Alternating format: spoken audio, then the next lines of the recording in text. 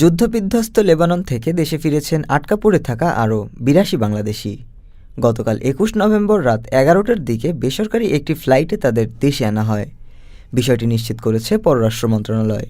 পররাষ্ট্র মন্ত্রণালয় জানায়, গত রাতে পররাষ্ট্র মন্ত্রণালয়, প্রবাসী কল্যাণ ও বৈদেশিক কর্মসংস্থান মন্ত্রণালয় এবং আন্তর্জাতিক অভিবাসন সংস্থা IOM এর সহযোগিতায় দেশে ফিরেছেন তারা।